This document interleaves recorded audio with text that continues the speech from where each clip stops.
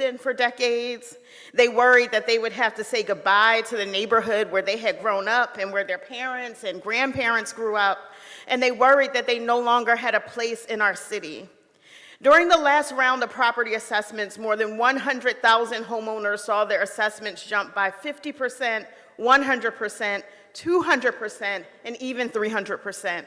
And we know that these are sudden increases that are too much for the average household to bear. And so I want to be very clear that this property tax freeze is not a handout. This is an investment in home ownership in our city. By making sure that our neediest homeowners can afford their tax bills, we invest in their ability to remain in our neighborhoods where they can continue to shop and dine and work on our commercial corridors, steward our neighborhoods and public spaces, and reinforce their block's sense of community. And so I really want to thank Mayor Parker and Council President Johnson for recognizing the importance of keeping low-income homeowners in their homes. And thank you so much to the bill co-sponsors, Majority Leader Gilmore Richardson, Minority Leader Brooks, Minority Whip O'Rourke, Councilmember Landau, Councilmember Lozada, and Councilmember Squilla. And thanks to all of my council colleagues for supporting. I'm so proud of this budget as a whole and to be a part of this team. Thank you so much. I just as we wrap up, I just want to say one thing also. And I always consider myself a humble public servant and a servant leader. And I just want to acknowledge just my colleagues, because they could, if they wanted to, they could have made my life like much difficult and said, listen, we're holding the line on a variety of different things, like you go back in there, because at the end of the day, I have 16 other bosses that I have to respond to, right? And so I'm humble enough to understand this. So to my Chair of Appropriations, Mark Squilla, just give him a round of applause. And to the leader of the Kensington Caucus, I call her Little Boss, right? Little Boss lady, Councilman Kessie Lozada, I just want to acknowledge her. I want to acknowledge the minority leader of the Working Families Party. I want to acknowledge Councilman Kendra Brooks. And you already heard from my chair of housing, Councilman Jamie Gardier. And so, listen, right? We can always, and as the mayor said, and I love your enthusiasm and your energy, right? You can always try to find a variety of different things that's not working, right? But let's also talk about the things that are working in our great city of Philadelphia. We have some great days ahead of us, and I also recognize that we're stronger working together on behalf of the people here in the city of Philadelphia. And so, to Mayor Parker, to you and your administration, let's look forward to doing great things and moving the city of Philadelphia forward. And thank you for having me. Take care.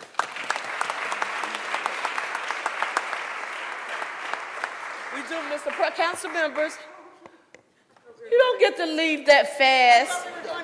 Oh, I'm so, Mr. President, you know, my aunt watches you and she talks about how you start caucus, the city council, you start everything on time. But can we take just a couple questions, sir, if that's okay? I'm sorry, yes, ma'am.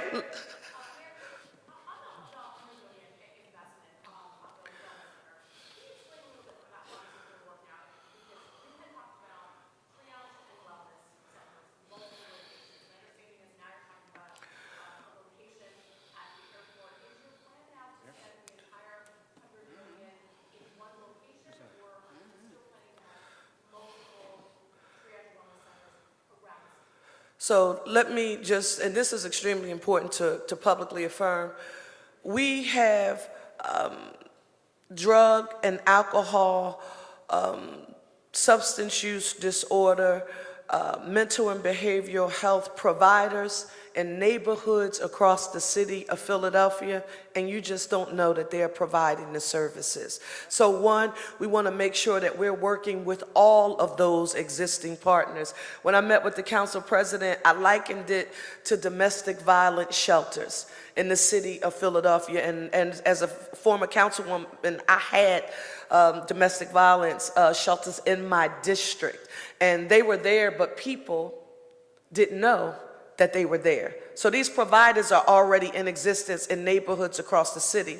Second, the location, and we knew we would get some pushback on this, and I want to be honest and, you know, own this, Philadelphia.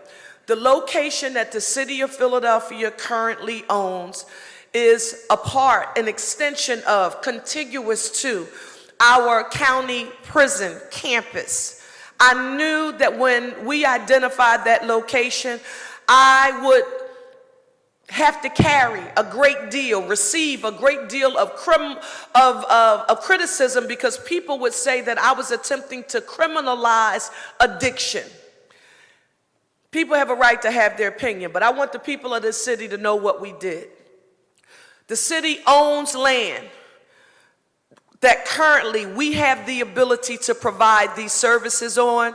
As a matter of fact, people who were there in the shelter supports and services that were provided before they went to other locations across the city have affirmed that they have received some of the greatest care available at that location.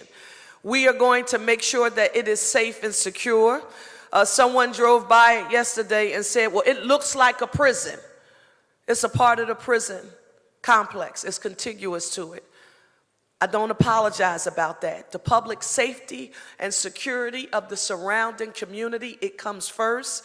The lighting, the cameras, the overall quality of life there, and ensuring that the services provided behind those fences, behind the gates, that they do so with a sense of dignity, that quite frankly, people facing substance use disorder and homelessness and mental and behavioral health problems, they haven't gotten that kind of quality support and or service ever before in the history of our city, led by our city. And so that is the location.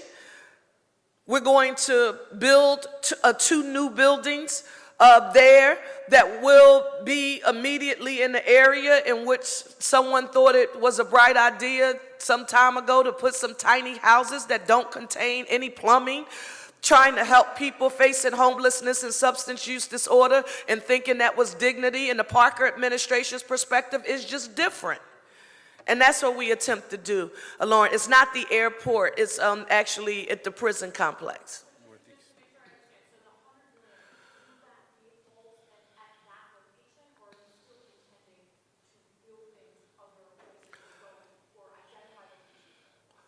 That $100 million, and I want to have to say this, I'm happy that we passed it, but I've got to be honest to the people in the city of Philadelphia to tell them that doesn't even pay for everything that we need to build at that particular location. It's just, it's the start. It's a drop in the bucket, as the council president just affirmed. It's just a start, but it will help us. Right now, we're already, as the council president referenced in his remarks, we're already working on rehabbing the existing cottages that are currently in existence. The first time I went there, the first thing I said, and my building trades friends, they'll be laughing at me because they'll know I don't have an ounce of understanding about any of it. But when we walked through, Mr. President, I said, oh, this place looks like it has good bones. But I didn't know what I was looking at. I was talking about the aesthetic appeal. I wasn't talking about the HVAC, the electrical work, the carpentry, the plumbing, and all of those systems that have to be stabilized in any kind of facility we would develop. So we're currently doing that right now. Managing Director Adam Teal, and wherever he is, thank you, sir. So give Managing Director Teal a huge round of applause. Thank you. So it's a start, and thankfully, because of his visionary leadership, he's found a way for us to be able to get working on the existing cottages now. But the $100 million right now is totally devoted to the building of two new and stabilizing the existing. But I want Philadelphians to know the work has already started. And I appreciate that question, Lauren. Thank you very much. Next question. Somebody had their hand up. Oh yes, I thought it was okay. Oh, yes, it is. Yeah, Councilwoman, can you please affirm? Yes, I'm very excited that $14 million for the University City Townhomes is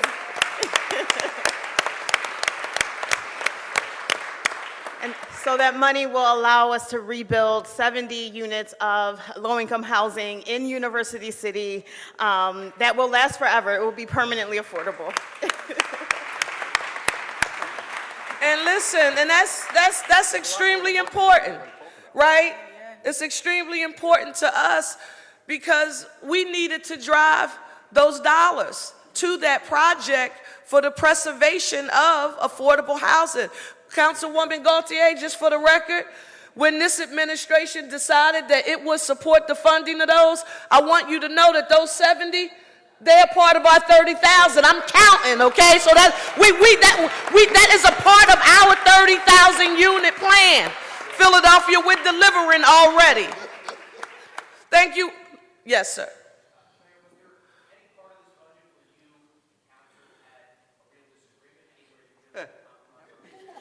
Well, I know I will publicly affirm this.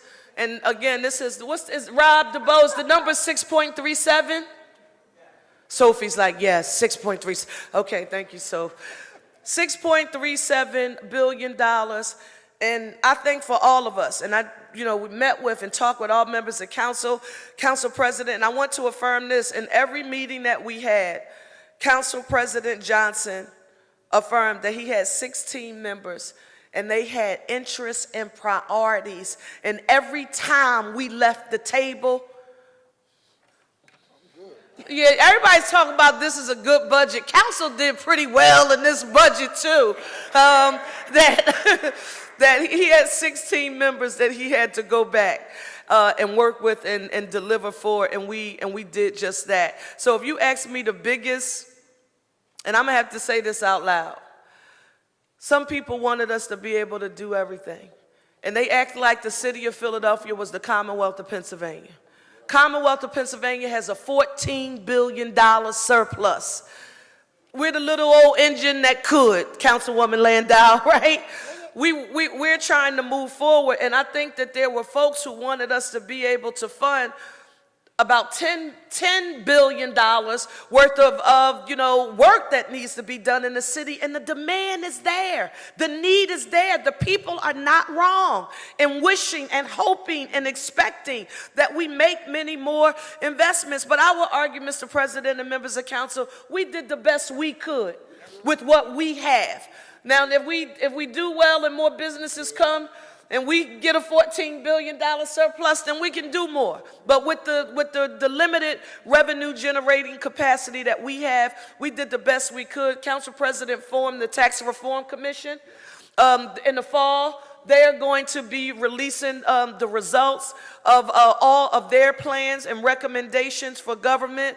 The hope is if once we can implement some tax reforms, the work we're trying to do with Safe, Clean, and Green, we can grow the tax base. And if we grow the tax base, that's when we get more revenue so that we can make more aggressive investments in neighborhoods and in people across the city of Philadelphia. But Mr. President, thank you. He's out. He's got to go start on time. Thank you all so very much. Good morning.